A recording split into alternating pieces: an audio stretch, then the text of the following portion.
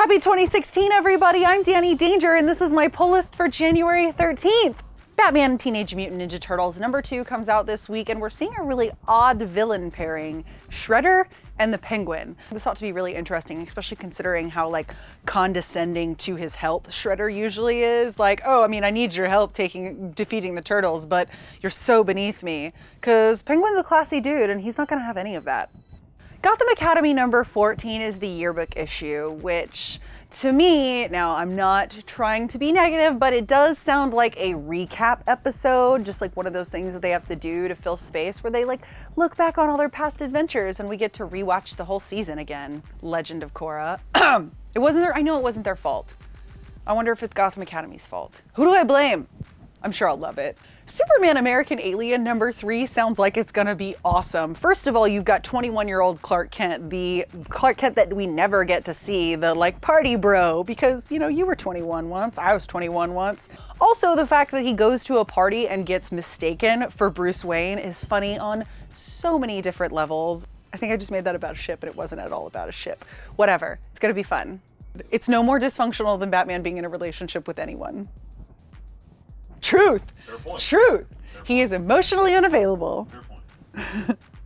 Luna the Vampire #1 sounds like it's going to be a ridiculous amount of fun. It takes place in outer space, which I love, but it's an outer space populated with all of your scary story monsters. In All New, All Different Avengers #3, we've got Ms. Marvel and Nova who are having some difficulties. I'm going to say it's probably because Nova shouldn't open his mouth and speak. He should just go ahead and put his foot in it. And that will just save him a lot of problems because no one can get upset with a person who's going, I would know. In the Mighty Thor #3, Loki just wants to have a sit-down chat with Thor, but I think that she knows better. Meanwhile, all this bad stuff is happening with Malekith, and she's over here paying attention to Loki, and I have the feeling that he's either an intentional distraction, or maybe he's gonna help. I don't know, you never know with Loki. Should we flip a coin?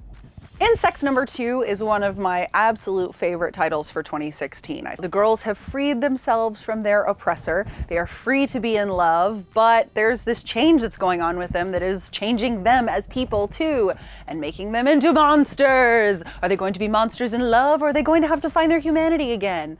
Let's find out.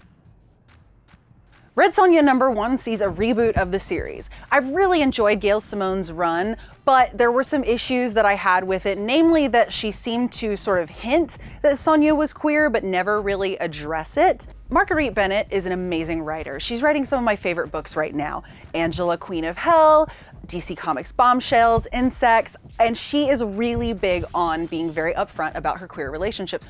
I can't wait to see how she handles Sonja. This is probably going to be another one of my favorite books. They're all my favorite books! You may be noticing in 2016 that my pull lists are a little bit shorter than they usually are. Not a lot, but a little.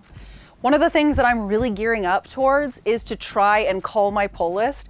I have some other comic book related New Year's resolutions, and I would tell you about them here, but one of those resolutions is I'm gonna go back to doing second videos again. So stay tuned later this week and I'll tell you what my 2016 comic book resolutions are. Do you have any comic book resolutions for this upcoming year? Do you have any plans for what you're excited about reading or how you're gonna keep up with all of your reading, because you don't need to sleep, right? New year, new opinions, down below. It's a brand new year. You might be a brand new viewer, and if you are, you should like this video, and you should definitely share it, and you should absolutely subscribe to our channel because we're only getting better. We are bringing in 16 with all the bells and whistles. Yeah, 16, not 2016, just 16. A special thanks, as always, goes out to Austin Books and Comics. It's so good to be back here after a nice holiday break. I missed you guys. It's really difficult to know what to say when someone who you didn't know personally, but their music or the art that they create has such a personal effect on you that it feels like you knew them. He was more than a man. I'm not mourning a man, I'm mourning what in my eyes is a god.